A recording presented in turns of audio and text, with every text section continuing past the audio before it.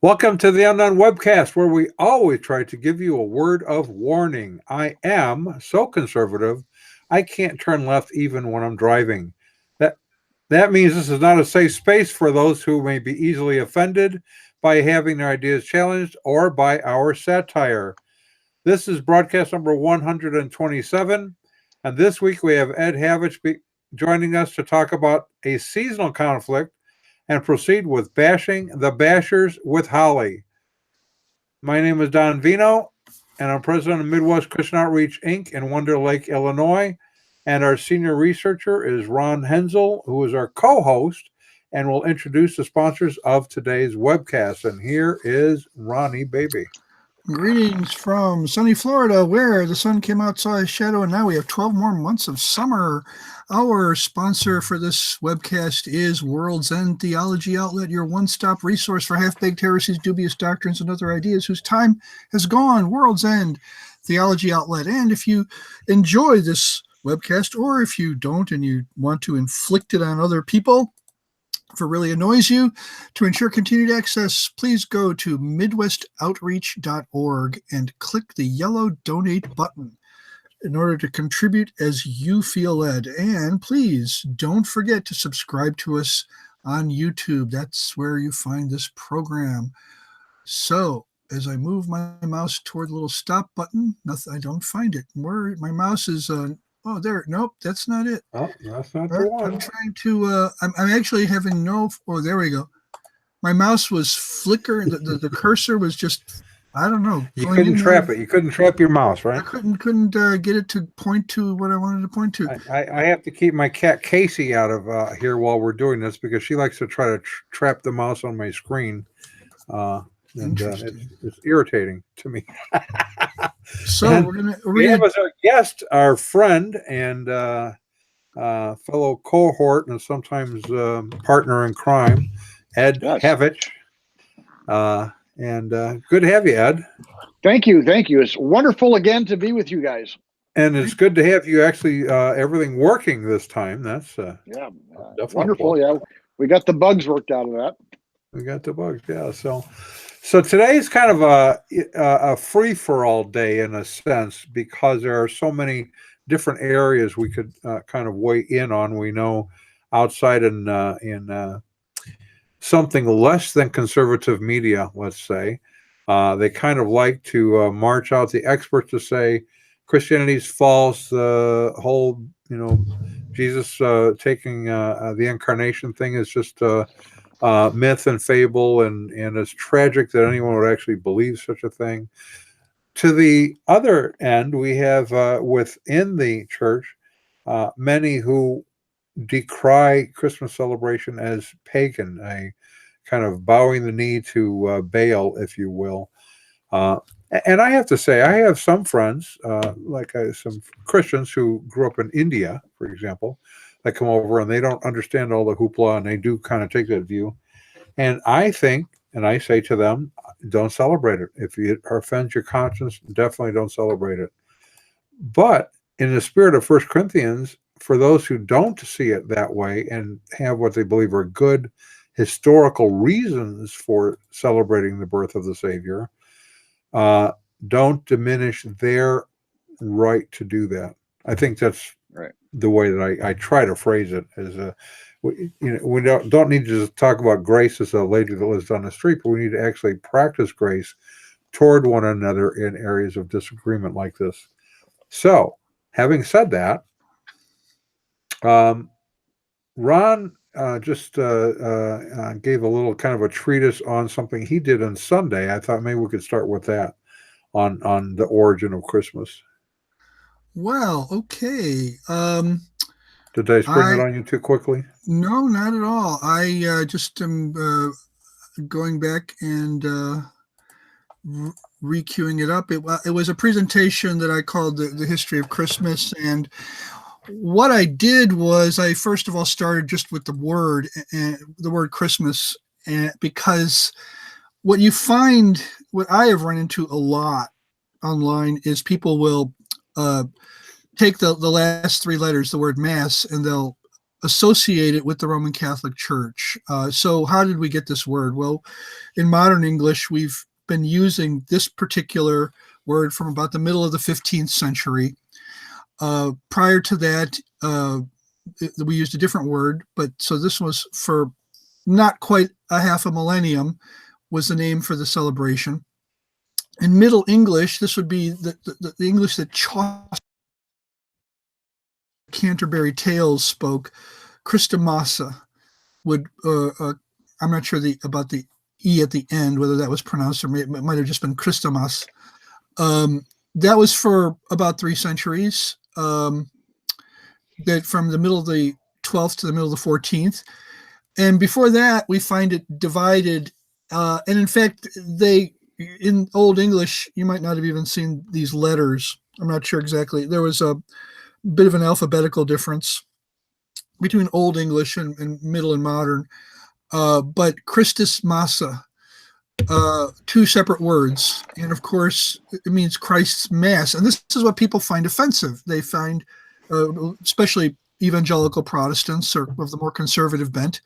But Christ, of course, comes from the word Christos, which is a translation of the Hebrew word Messiah or Mashiach, anointed. That both words mean anointed. And Mass is the word actually meant dismissal, missa, in Latin. The ite missa est were the last words of the early Christian and medieval worship services.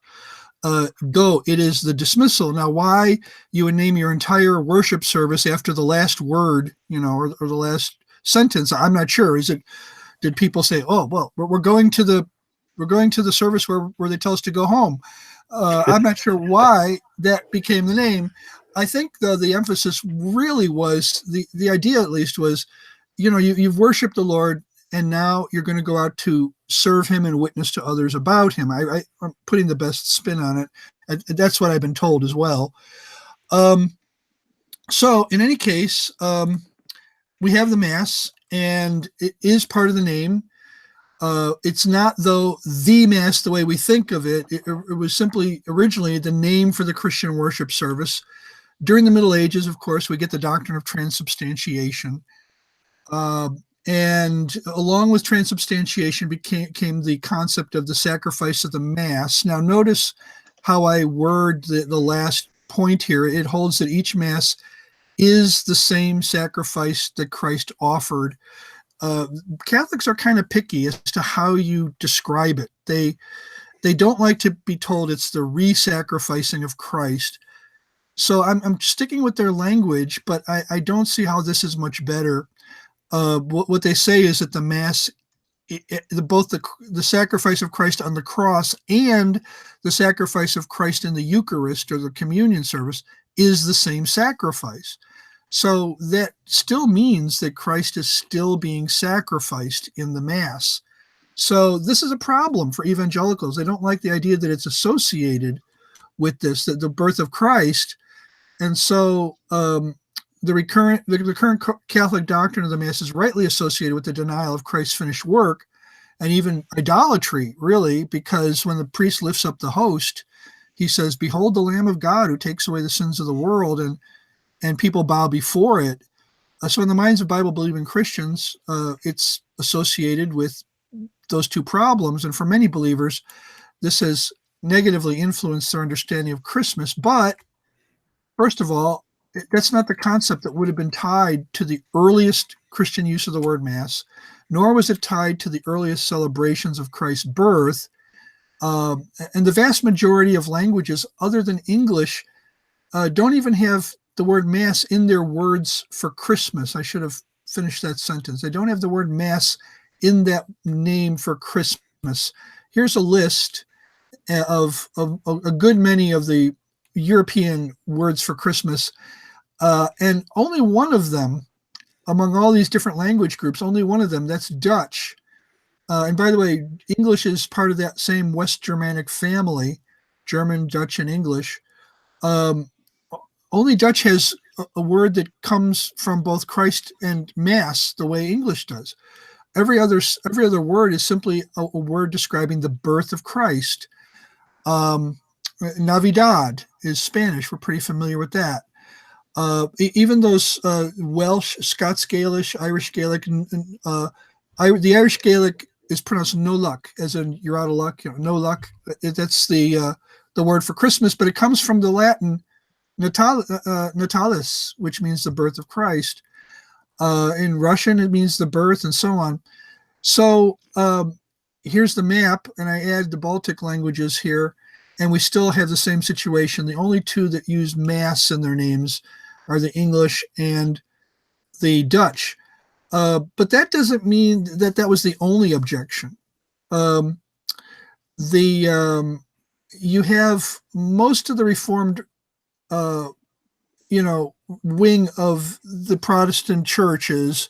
Lutheran churches accepted Christmas pretty well. I really can't speak too much for the Anabaptists, but the Reformed wing, that's the wing I'm a part of, really opposed the celebration of Christmas. And some people raise the issue of the date. Now, if you want me to stop here and you guys jump in before we move. I will, before we draft Ed into trying to dominate our discussion, because I do want to comment on the date. This is important. In fact, Ed and I were kind of looking at part of something I really like called Lutheran satires, called Horace Ruins Christmas, Lutheran satire. And in about 5 minutes, they deal with the main objections in a somewhat humorous way. But for this one here, I want to bring up this little PowerPoint. There's a way that the early church really came to the date based on a set of other information, and that is when John the Baptist was conceived. And let me bring up this article here because that'll be helpful in a discussion. Is Israeli scholar Shiramayu Talman did a fairly in-depth study on who did their priestly service at what time of the year. And according to that, Zechariah did his on the days of 8 and 14 of the third month, and that the conception of John the Baptist would have been around the end of September, according to that. And then, and you can see that in the chart, around the end of September. And then, let me get back over so I'm looking at it. And then around the 25th of March, the 6th month of Elizabeth's pregnancy, which we read about in Luke 1:26, Gabriel appears to Mary to tell her that she's going to have a child. Then on June 24th, that's 3 months after the Annunciation, John the Baptist was born at a time when days were becoming shorter. And then that takes us from the Annunciation to December 25th, or 9 months after Mary was informed that she would conceive, and Jesus was born at that time when days were in fact becoming longer. So it would be after December 25th. So that's how they actually get to that date. So this is not based on any association with any other pagan celebrations. In fact, Ed might want to weigh in here. The claims, for example, that this is replacing Horus or some other false god or goddess and their birth. What say you, Ed? What say you? Yeah, that's exactly right. I mean, I can remember going back to many conversations I've had with people when I first became a Christian about my observation of Christmas. And I was always plagued with this idea that that I was doing something odious or wrong philosophically or scripturally. I was out of left field. So until I began to look at it and really analyzing some of the arguments, I live in an area where we are heavily inundated with apostolic Pentecostals. And they're a group that have nothing to do with Christmas. Of course, Jehovah's Witnesses, they've got their whole polemic about Christmas. But I remember sitting in a class one time, this was a Christian church, and believe it or not, there's a lot of Christians who are influenced by this. And instead Right. of doing the research that you guys have done and laying a foundation, a legitimate foundation for the observation of the date, these Christians have adopted this, and then they begin to go throughout the church bashing people who are observing this. But one of the things that they were doing, I'll just give you one example, was that we got on this thing about Santa Claus, and they said, "Well, Santa Claus is a pagan myth, and your parents lied to you." And I said, "Whoa!" I said, "Hold the phone right there." I said, "I grew up in a home where my mother and father loved me dearly," and I said, "Yes, they created a myth," and I said it was surrounded by Santa Claus. But if you're trying to tell me my mother and father did this for the devious purpose of hurting me, I said, you can't make that putt. My mother and father created a fantasy in which I entered into and loved every minute of it, and it was done out of love. Yes, it was wrong. But then again, when I sat down in front of a TV, nobody come up and told me that rabbits don't talk, and that you can't push a 200-pound anvil onto the head of a coyote and have him survive. So there's a lot of things that were not enunciated and were let go, and as we talked about this, and I said Christmas has a great significance to me, but if you're trying to make the putt, I said that because I was taught Santa Claus, that somehow it brings the existence of God into question. I said, you can't make that, you can't do that. So anyway, there's this childhood fantasy that I enjoyed, I benefited from, and I knew it was out of love by my mother and father to do this. So I say that just to address people out there who may be struggling with this idea and are carrying this pagan monkey on their back, that they believe that they're doing something odious because of the idea that there's a fantasy and there's some things involved in here. Not necessarily wrong if it's put in the proper context. Second thing, yeah. Go ahead, Ron. I just don't remember ever hearing that golf metaphor before. You can't make that putt. Yeah, I love it. I love it. Keep going. Yeah. The next one that I come across, and I found it very humorous, is the famous Christmas tree passage. And this comes up many times, in which we are baited with the idea, did you know that the Bible speaks specifically against a Christmas tree? And of course, we all know, and there's tracts, there's actual tracts that anti-Christmas people put in, and they go, of course, it's the famous Jeremiah 10 Christmas passage where they go out into the woods and cut down a tree, and they deck it with silver and gold. I remember a day one time, several years ago, where Jehovah's Witnesses come to my house around the holidays, and on my tree was, and in my living room there's my tree is sitting there, and I heard them whispering. They were whispering to each other as I was coming into the room that was pagan. You should have nothing to do with it. They were talking to a small child, and they were denouncing it. And I said, you're curious about my Christmas tree.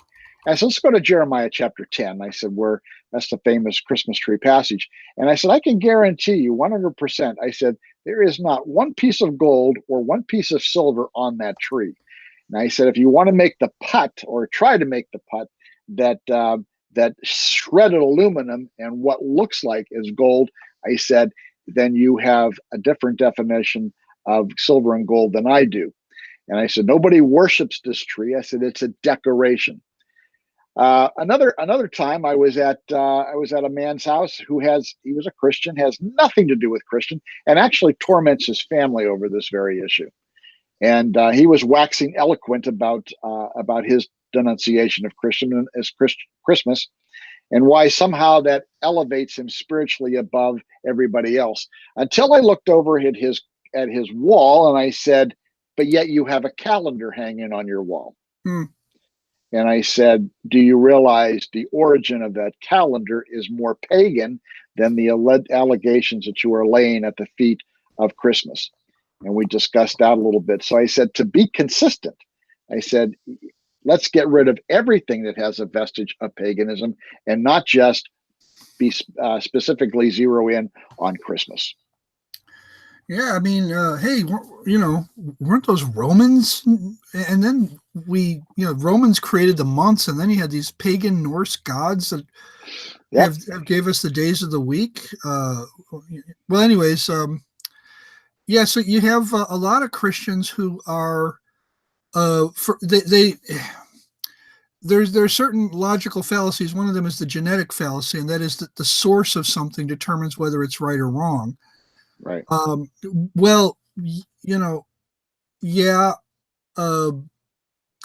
If this really was a pagan holiday, we might have a problem. But the question is, was it really? And that's where the facts don't seem to line up. And also, you pointed out that the tree, I remember being told very clearly when I was a new Christian that Jeremiah was describing a Christmas tree. And Right. as I studied it early or late, more seriously, I realized, no, he's describing how they made idols, Correct. household idols back then. Yep. Had nothing to do with a Christmas tree. And we're not really sure when the first Christmas tree was invented, but it seems to have been in Germany after the beginning of Lutheranism, after the Protestant Reformation started. And at least that was when it was first adopted as a Christian tradition among German-speaking Christians. And there was I believe, a German princess involved in basically validating it. But until then, it really wasn't something you found. You didn't find it among Christians prior to that. You didn't find it among pagans, just taking an evergreen tree and putting tinsel on it, things like that. You really didn't find it. So that's another fallacy. There's all kinds of fallacies. So Don, you want me to go on with what I was saying or what? Talk about the date. You can I'd like you to hold on one second. I want to respond to a question that was raised here by ASEC 123, who is a Serbian Orthodox, and he raises the issue of the difference between the Gregorian calendar and the Julian calendar, and that the Orthodox celebrate on January 7th, where we celebrate on December 5th. The dating I just went through is actually based on the Julian calendar. It was arrived in 1958. Well, I do have some information about that, the Eastern Orthodox difference. Good. And I mean, on their calendar, it's still December 25th. The problem is their calendar is different than ours. They've always taken exception to celebrating Easter on the same day as the Passover, so that was another difference we had with them. The new Gregorian calendar caused that to happen. Okay, so that's why they were so slow in adopting our calendar. They did not want to celebrate Easter on the same day as the Passover. So they stuck with the Gregorian calendar as a method for dating both Easter and Christmas. They stayed with the predecessor to the Gregorian calendar, which was the Julian calendar. Right. Yeah, the Julian calendar. So as a result, there was originally, I believe, a 10-day gap when people started switching over. And then now it's a 13-day gap, because every 400 years or so, every 400 years you have 3 more days difference. That's why the year 2000 was a leap year, but the year 2100 won't be a leap year, 2200 won't be, 2300, but then again 2400 for those of us who will still be here to celebrate that. It will be a leap year. So I'm planning on still being here. Yeah. But the funny thing is, you remember that 1900 wasn't a leap year. I do. Year. Yes. Yeah, you remember that. So that we need people like you to keep this continuity, because I don't know who's going to remind people when the rest of us are gone. So it's really the fact that the Greek Orthodox, the Eastern Orthodox Church, is still using the Julian calendar to determine the dates of Christmas and Easter. That's what's going on. In their calendar, it's December 25th. They're on the Julian. It's still December 25th. Well, you are right about one thing, Ron, and that's the I origin like to be right. going back. Yeah, you're right. I mean, you hit the nail on the head when you alluded to the fact that it comes out of a Lutheran tradition. And I remember going a couple of years ago. There is a pastor who lived in Cleveland, around the mid 1800s, and his name was Schwann. Heinrich Henry Christian Schwann, and he is credited. And there's some dispute about whether he was actually the first, but he put a lit Christmas tree in his church. Never had happened before. He got a lot of pushback from it, and being the German that he was, he pushed back himself, and he began to have this every tradition. And he's buried up in Cleveland, Lakeside Cemetery. So one year I went up there. I went up to see this, and they had this celebration, and they were decorating Christmas trees over his grave. He has different Christmas trees. So I went up and participated in that. We had some delightful discussions with the Lutherans from his church. Many of them, even though they went to the church, had this idea that Christianity was somehow a just a metaphysical belief. It had no basis in reality. And I remember getting into a lengthy discussion with one of the ladies there on the concept of an infinite regress. So when you get into some of these churches and some of these traditions, we certainly can't take at face value that these people are Christians. Sometimes asking them what their perspective is on Christ and salvation and truth. And you'll find out that many of them, even though they hold to these traditions, many of them do not know Christ. And it's very good to just begin to evangelize people who go to these churches and are steeped in this tradition. Right. But Reverend Schwann is credited, and there's some dispute whether he was actually the first one. But he has and every year they celebrate this thing up there, and it's wonderful to be able to go up and they have this garage that they open up in the cemetery, and they have all kind of cookies and festives, and you make decorations, and then you make the pilgrimage up the hill to decorate the tree over Reverend Schwann's grave.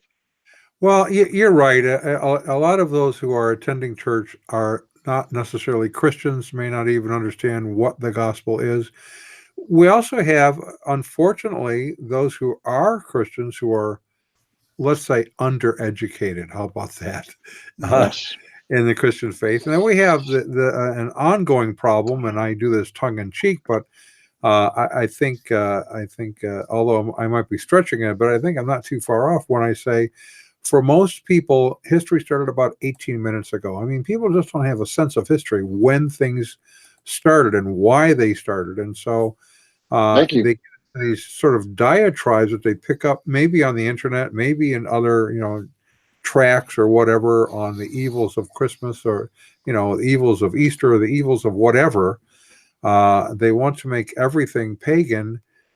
And yet, even pagans used the word God before, there was Christianity. So if just because something is used by a pagan doesn't mean that it is being used in a way that affirms any kind of paganism. We have to be a little guarded about that. And good point. But there's a way around that. You see, you just have to create your own one true church, and we have. Yeah, our friends at World's End Theology Outlet have some questions along these lines, because it does get kind of inconvenient with all these different churches.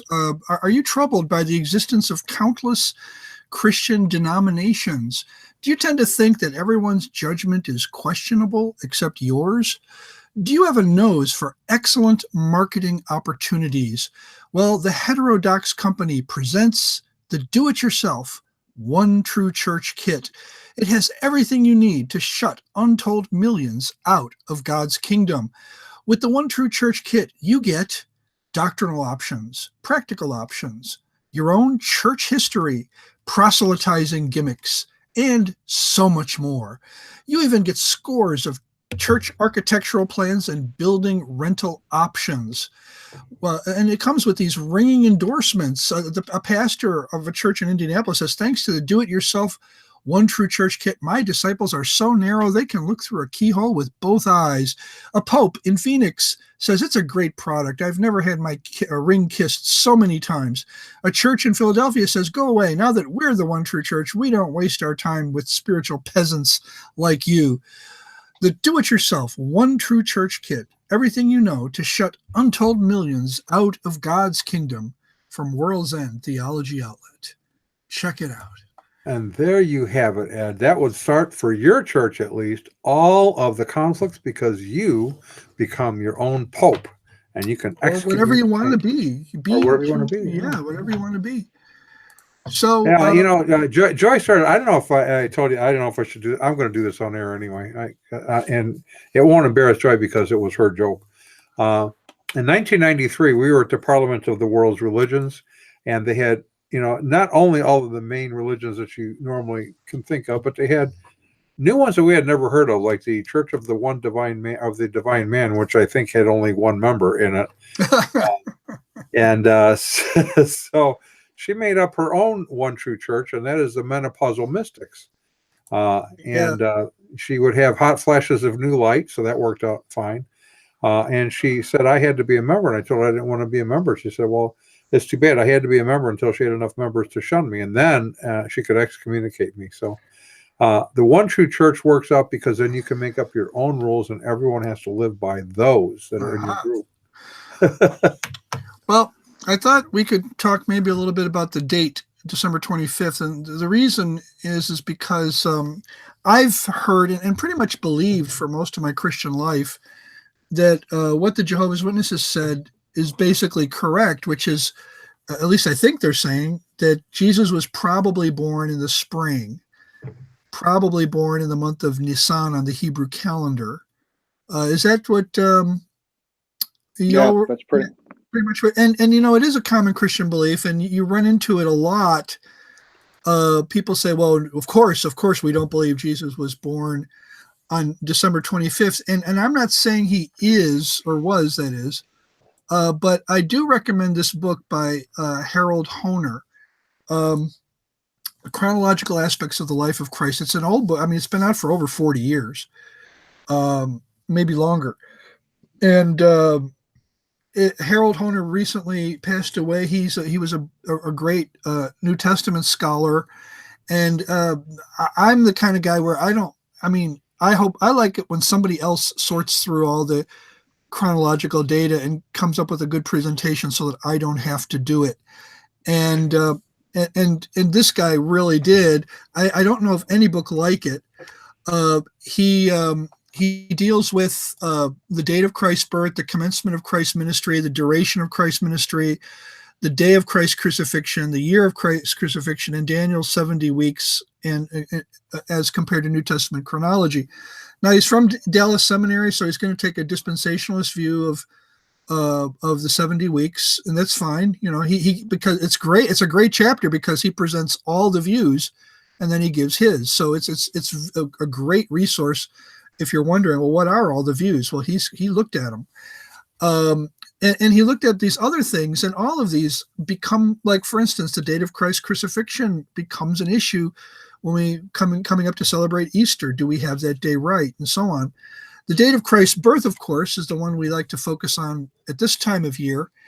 And I was surprised. I was really surprised at the evidence he was able to marshal for at least the possibility and perhaps even probability that maybe December 25th is closer to the truth than we've been led to believe.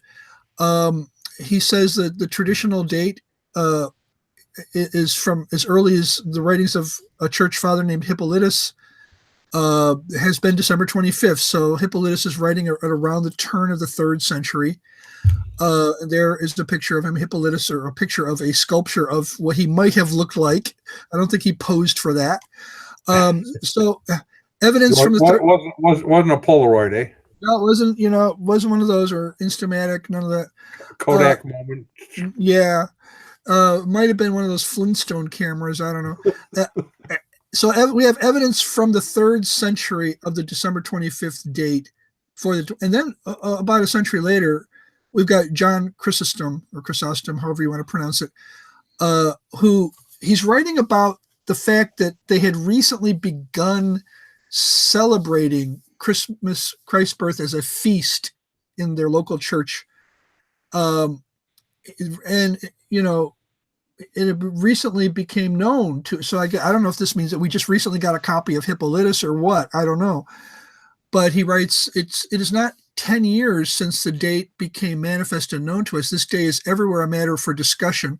For some accuse it of being a new feast and newfangled, and of having been introduced. But now, while others contend that it is old and original, excuse me, because the prophets long ago foretold about his birth. Excuse me, I'm going to need to cough here.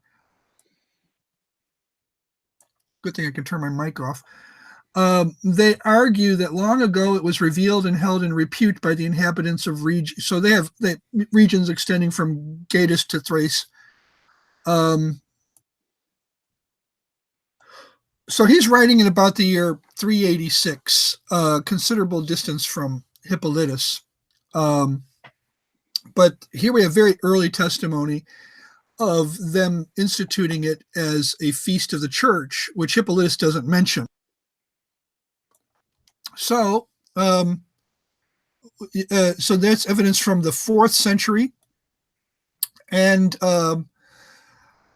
the Harold Honer summarizes it that Chrysostom stated that December 25th is the correct date, and hence it became the official date for Christ's birth in the Eastern Church. And as we mentioned earlier, they're still using the Julian calendar. So we have this confirmed by 2 ancient Greek fathers. But Honer says, well, people sometimes have objections to a winter date, and he goes through them. They'll say things like, well, the shepherds attending the flock at night, with their flock at night is a problem. Usually it is noted the sheep were taken into enclosures from November until March and were not in the fields at night. However, this is not conclusive evidence against December being the time for Christ's birth, for the following reasons. And these are them. It could have been a mild winter. It is not certain that sheep were brought inside during the winter months. And I would note that, think about it. I mean, think of how much indoor space would have been needed to bring sheep inside. I mean, I can see having pens, as it says in the 3rd point, they were brought in from the wilderness, which means they could have just been near Bethlehem. I don't think they would have put them indoors. I don't know too much about that, but I don't see any indication that they were. And the Mishnah, they didn't have gigantic garages or that sort of thing to put them in. You're going to need a lot of space for flocks of sheep. Yeah, I got to go back here. The Mishnah implies that the Mishnah is the first installment of the Talmud. It is the oral tradition of the rabbis, and it implies that the sheep around Bethlehem were really outside all year. They just could have brought them in closer to the city. So hold on just one second, because I have to cough. Sorry. And I've been under the weather recently. So he goes through the arguments, Honer does, and he says, really, if that's the biggest argument you have about the sheep against it being a winter date, it's not difficult to respond to it. And then on top of that, you have the testimony of the early church fathers. So can we say for sure? Can we say with absolute positive certainty? No. But the case against a December date isn't as strong, I don't think, as people have traditionally made it out to be. Well, that's a good point. They most often defend it by emotions rather than by facts. So go ahead, Ed. No, and you're right. To capitulate so quickly, we may, you put this on the board, but again, we're not arguing for a specific date. We don't celebrate the date, but the event. And I think if we get so caught up in defending the date, we forget the significance of Matthew chapter 1, Emmanuel. Matter of fact, I was just in a Mormon missionary uh, uh, store or a visitor center up in Kirtland 2 days ago. And as I was up there, they've got all the nativity scenes out there. And I said, one of the opening lines that I like to use around them, I says, is the fact that Christmas is Emmanuel, which is God with us. Christ has been sent. And, so yeah, the December the 25th, and it does come up, and sometimes you just pass it over. But I want to rise up and into those conversations and to focus on the significance of the event rather than arguing specifically for the actual date. Although I have no problem with that, I think you guys have laid a very good foundation for the possibility to aggressively go after the historicity of the date a little bit more aggressively. But if you can't do that, at least understand that it is Christ with us, the hope of glory.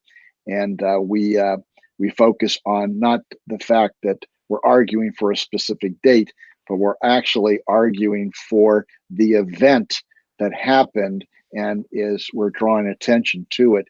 And the event that literally changed the entire world. Yeah, well, you do run into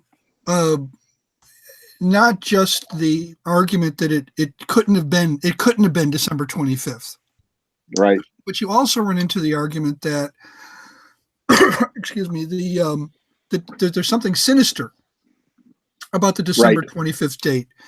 Correct. And in particular, I'm going to bring us back to the presentation here.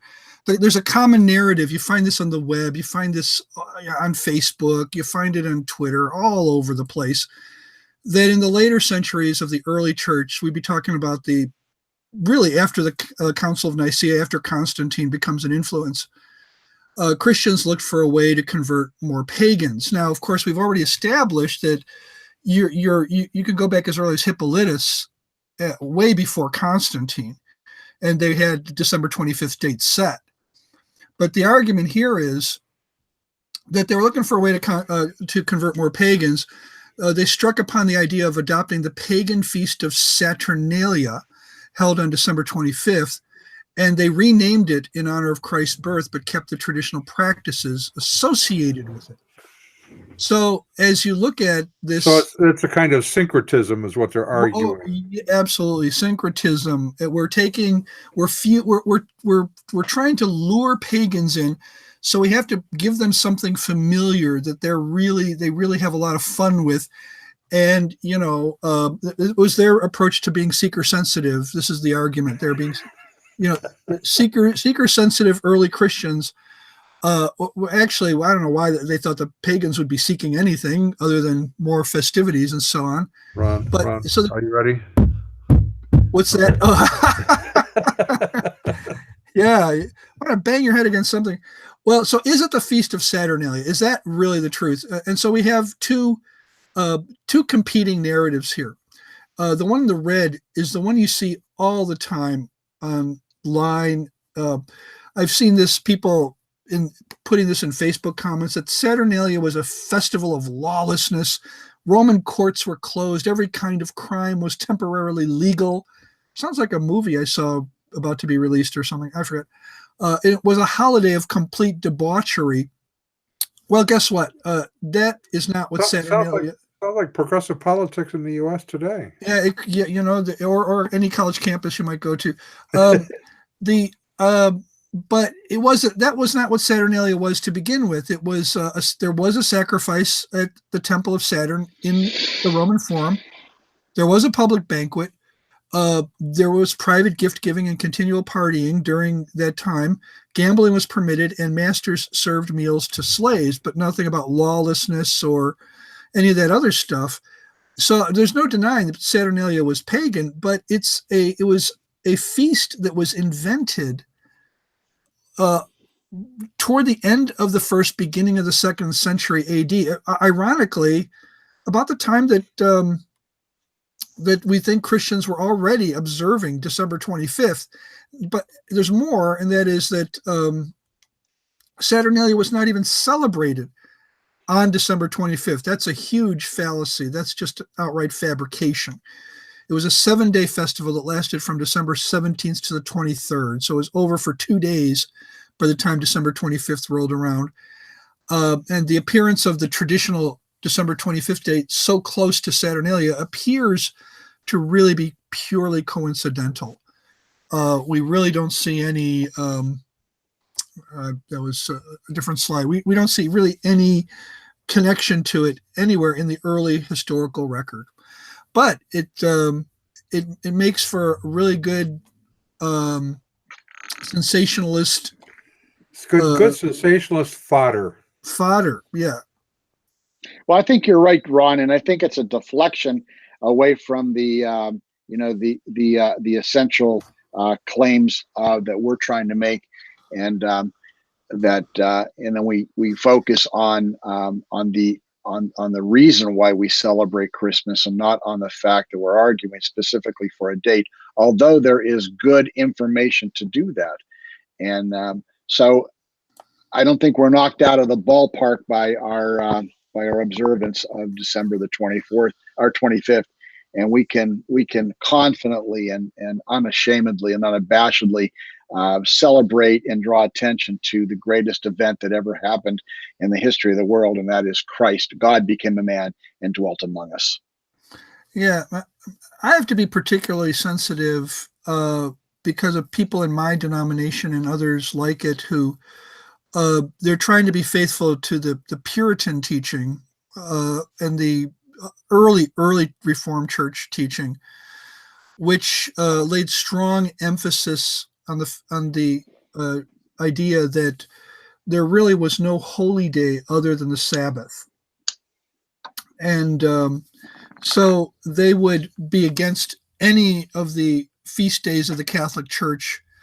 And Christmas was a feast day of the Catholic Church, and it did not always occur on a Sunday, so it couldn't always be kept on the first day of the day of worship. And so, if you were to get in a time machine and go back to the middle of the 19th century, and that's how recently we're talking here, you would find very few, if any, Presbyterian, Reformed, Dutch Reformed, whatever, very few of them, either here in the continent of North America or in Europe, observing Christmas. That denomination you were referring to, that's very prevalent in your community, Apostolic Pentecostal, was that the name, Ed? Oh. Ed, do we have you? Ed, do we have you? Ed? Yeah, we're here. Yeah. That denomination you referred to, that doesn't. Apostolic Pentecostal. Yeah, the Apostolic Pentecostals. They would put up. Matter of fact, we had a couple of years ago. They would during a Christmas Eve, they parked themselves down in the middle of the town square, and as people were leaving the various churches on a Christmas Eve service, had placards up, denouncing Christmas as being pagan. And so yeah, they put out a pamphlet and of course I remember it had a Christmas. I think I still have it somewhere, of a Christmas tree and a little Santa, and bashing the whole idea that Christmas was pagan. And so I've been around this a lot, and of course I work with some people that held this view. So the dialogue on the legitimacy of Christmas has gone on, but even as an early and then of course this stuff is crept under the church, and people, like you said, Ron, instead of underscoring, look, we do have a very good basis for the date, and we can enter confidently into this debate, but yeah. Well, what I was getting at was that if you went back to the early 19th century, right, there were Presbyterians and Reformed Christians, conservative evangelical Christians who were putting out those same kind of pamphlets. Right. Not exactly the same, but they were arguing against. They were arguing that this was not so much a pagan holiday, but that it was a Roman Catholic, a papist holiday in effect, and that it violates what the Reformed denominations would call the regulative principle of worship, where the idea is that if it's not commanded in Scripture for worship, it's prohibited. We're not to go, like Nadab and Abihu, we're not supposed to go beyond what was commanded in the offering of the sacrifices. And when they did, they paid for it with their own lives. The Reformed principle of worship would say, likewise, don't add unbiblical things to worship. And they would say that Christmas is an example of those things. Now that began to change in the middle of the 19th century. And now, I mean, many Presbyterians are not even aware that this was ever the case. Mm-hmm. They're not aware that, for instance, in Puritan New England and during the interregnum period, when the Puritans were in charge of England itself, you could be fined for observing Christmas. That's correct. Yeah. And so that was all in an effort to keep the Protestant churches from reverting back to Catholicism. And I think now we are aware that the slippery slope that they imagined didn't really exist. Well, I appreciate Ed keep pulling us back to say it is the event, not the when of the event. And I think both are important, and Ed agrees with that, and Ron obviously agrees with that, to have some ready access to actual facts and statistics as to when certain things happen. To me, is in some ways like talking about the creation event. Right. Was it 5,000 years ago, or 100,000 years ago, or 13 million years ago? I have no way to get on the other side of the event. I tend to be a young Earth creationist, but my calling, I think, is to defend creationism, right, not the time. The time frame is sort of intramural, is sort of a debate within the church, I think, that we can have fun about over lunch and not ever really come to a conclusion, because there's good, reasonable arguments on both sides of the discussion, I think. Well, I can tell you that the age of the Earth is at least 67 years old. I can give you that. Well, unless you're a panentheist, in which case it ceased to exist when you went to sleep and just was recreated the moment you woke up. So that's the Church of Last Thursdayism. So, but back to our whole holiday thing. How is it now? We've kind of wrestled around some of the ideas that happen within the community of belief and some of the issues that we raised. We're not going to resolve all of this, but I am going to recommend, for those who like to do some reading, our friend Marcia Montenegro has a great paper online on Christmas, and I can get to that in a minute and give you the title. But Ed, what sort of things come on the outside of the church from non-believers? What sort of assaults do they bring against Christmas? Well, we get into, and I remember getting into this with in a classroom, and that this all comes out of the movie Zeitgeist, and that is that Jesus is a myth of a myth. And I remember being in a classroom setting in which I was challenged on this point, that Jesus is a reworking. This goes back to what we talked about earlier, from Mithra, from Horus, from Isis, and from Krishna. And so I remember being in a classroom, and a teacher that I was co-teaching with challenged me on this point. And so my response was, and I looked at him and I said, here's my question. I said, I think you're talking about the basis of Kersey Graves' book, which was the 16 Crucified Saviors. But here's my point, and I looked at him and I said, this is what I want you to answer me. I said, how did the myth of a myth become the biggest myth of all? And he looked at me and I said, oh, did we lose him? We lost his microphone. Ed? Ed, if you can hear me, I think you turned off your microphone. Hello, Ed. I can't. Let me try to call him, Ron, while you carrying on do quite our a next quick conversation. commercial. Yeah, you want to? Okay, I will do that. You're going to turn your mic off, right? Yep. Okay, so we have our friends at World's End Theology Outlet, your one-stop resource for half-baked heresies, dubious doctrines, and other ideas whose time has gone. And they ask, are the youth in your church asking too many questions? Do they listen to music that leads to potential sins like foot tapping?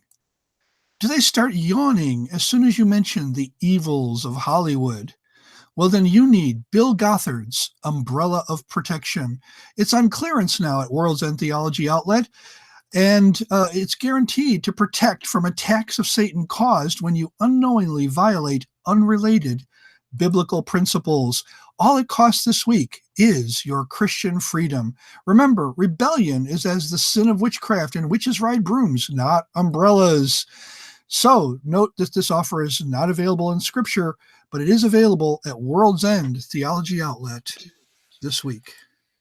So, I got it back. I went to a different thing there, Don. okay, we hear you. Can you hear us? Yes, I can hear you. Yes. Oh, good. We're in contact again. All right. So, well, it enabled us to get a commercial in. Okay, so I forget what we were talking about. I don't know how to rewind talking this. about my confrontation with this teacher in the classroom. Essentially about Jesus being the myth of a myth. And when you're talking to secular people, that's usually where this goes. And it comes from the movie Zeitgeist. And of course, you guys have watched that. You know it's out. Oh, yeah, yeah. Well, except you might want to refresh the memory of the people listening at home. Yeah, Zeitgeist is just a horrible and fictitious and totally spurious rendition of the origin of who Jesus Christ is.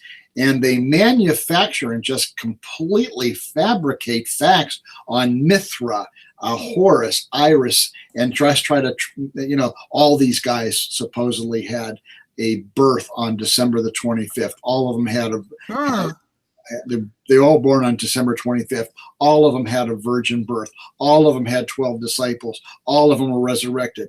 None of that is true when you break down the specific things. But yet Zeitgeist is able somehow to get away with that and to connect these two things with this. And it's very popular among young millennials right now. And the internet or Facebook is full of it. That it's just a myth. And it's very apropos that we're addressing this because none of it is true. Well, I always knew that Facebook was full of it, but the truth. Well, and why let facts get in the way of a good story, though, Ed? I mean, why let the truth do that? You have when did the Zeitgeist movie come out? It's probably a mid. I'd say maybe about mid '90s. That's when I first. Yeah, and there's been several really good refutations of it, but I don't remember ever hearing about it. What was it in the theaters, or was it just? Did it go? I don't think it ever hit the theaters, but it certainly has made the rounds on the internet. And but it's horrible, and it's direct to DVD. Has no facts based on. But yet, when you talk to these people, and that's one of the things I wanted to get out very quickly. So I try to get these rather than digress into a lot of historical information. My question was to him, how did the myth of the myth become the biggest myth of all? And it took a few minutes to process him, and I gained the upper hand. And I said, if that's true, I said, even if that was true, how did the phenomena of Jesus Christ rise to the prominence that it has if it's just a myth? I said, because nobody's ever heard of Horus, Iris, right. We don't have any Church of Horus going around, and an effect cannot be greater than its cause. Exactly, was your point? Yes. Yeah. So, it's when I hear stories like this, it reminds me of when Kim Jong-un thought that the breaking story about how he was the sexiest man alive It was true. was true. It was broken on The Onion, and he thought that was a legitimate, non-satirical news source. And it was like, I wonder how many people died in Korea as a result of him finding out the truth. Or North Korea. In a fit of anger. That would be sad, but it would be consistent. So one of the things I want to recommend here, I want to just display this, is to go to Christian Answers for the New Age. Our friend Marcia Montenegro, that's her website. And Christmas is Not Pagan. And she does a fairly lengthy lots of at great length. She deals with all of the various claims about Christmas being pagan, and demonstrates that it is not. Good history. There's really good history in here, so that's helpful. And just for kind of kicks and grins, for a short 5-minute one, go online and look for Horace Ruins Christmas by Lutheran Satire. It's fun, but also very informative. So, what about you sent me a news story about a bad Santa? What was that? What was that one, Ed? The bad Santa? Oh, yes. Yeah. I guess I remember being excoriated when I was young about my belief in Santa. I told us about this earlier. And yes, my mother and father did create, and I don't know about you guys, but my mother and father did create this Santa fantasy. And in this Santa fantasy, I hear people talk about how they've been lied to. And because they were lied to about Santa, that somehow that justifies their belief, or the position they take, that if I was lied to by about Santa, maybe my mother and father are guilty of introducing him into this God delusion. And so if they taught me about Santa and that wasn't true, maybe they're teaching me about God. Maybe that's not true too. So they wrap this thing all up. And I have to push back very hard on that. And I have to understand, yes, that my mother and father did create the Santa fantasy, but it was born out of a heart of love.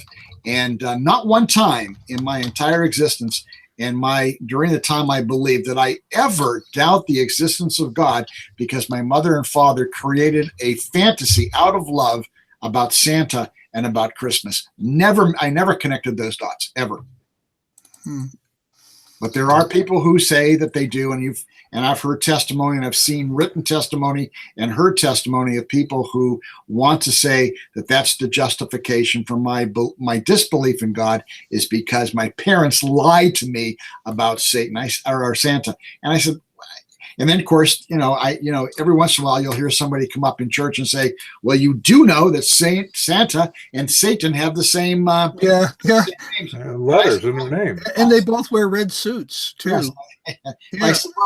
I said God and dog also have the same letters. So I said, unless you want to argue for the great canine of heaven, I said, you better back off and come up with a better argument than that. Yeah, we have a good imagination when it comes to things like that. Well, there really was a guy named Saint Nicholas, and he really did give gifts. And I don't know how he got connected to Christmas, but maybe somebody else does. He was present at the Nicene Council. He was very directly involved in the debates over the Trinity. So he was an important historical person. I really wish more people knew the real Saint Nicholas than or at least knew the real Saint Nicholas, in addition to all these other traditions that are really there for fun. They're not there to be taken seriously. They're there for the children. And as Paul said, when I became a man, I put away childish things. And I don't know, I didn't have a problem. I mean, when I found out at school that when other kids said, well, there really is no Santa Claus. And I came home and confronted my mother about it, and she broke down and said, "Yeah, but don't tell your little brothers."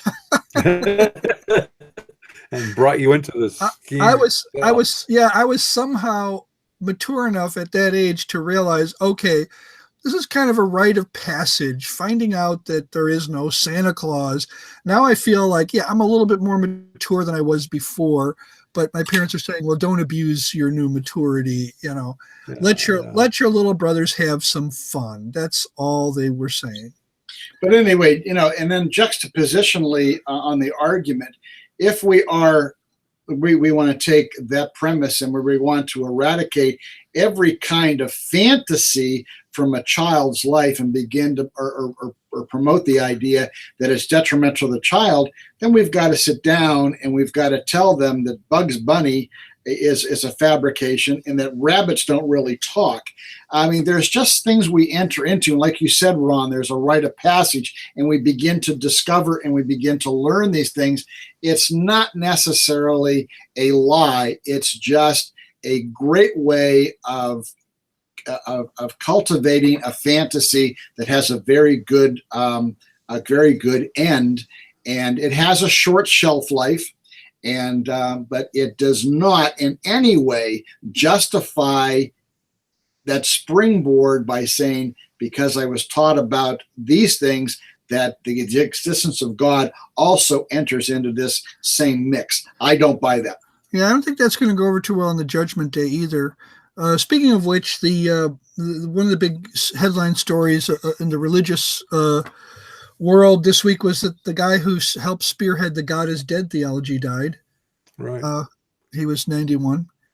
And so, you see a lot of, when I posted that notice in a few different places, and people said, well, now he knows the truth, doesn't he? And nobody was really happy about it. Nobody was being gleeful. But right, we should not be now. No, we should point out he didn't invent that idea, but he spearheaded the promotion of it. Yeah, he did. We really have that brought out in Nietzsche's work. Was that Altizer? Was that his name, Altizer? I think so, yeah. Well, yeah. Nietzsche meant something different, I think. Not that it was any much better, but and this Altizer claims he was misunderstood, and whatever. So when Time magazine has on its cover "Is God Dead?" it seems like a pretty cut and dried issue.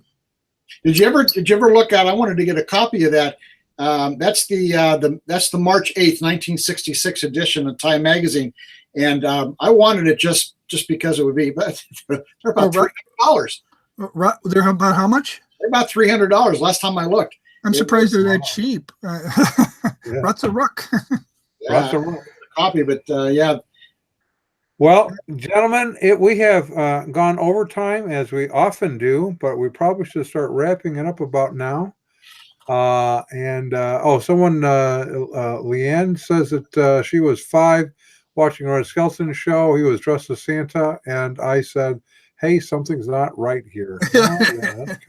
Well, when you go downtown Chicago as a kid, you see a Santa on every street corner. That's the beginning, and then your parents said, no, he's just Santa's helper. That's what we were told. Right. Remember that?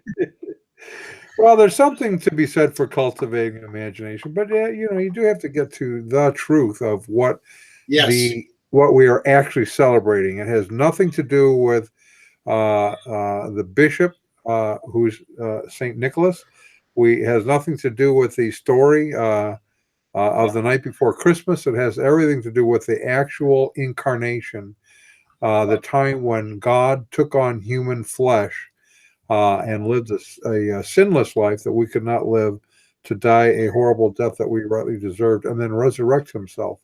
That's really what it is that we're celebrating. So, amen. Ed, I thank you again for being with us. As always, it was fun. Ron, you want to walk us out of here? I really think I do. So, our resident cult leader profiler is Neil before me. Our wardrobe manager is See How It Fits You. Our culinary chef services comes from Chef Ham and Cheese. Sorry about that. Our tinfoil hat provisioner is Just In Case. Our Jehovah's Witnesses coverage comes from Armageddon and D Opposer.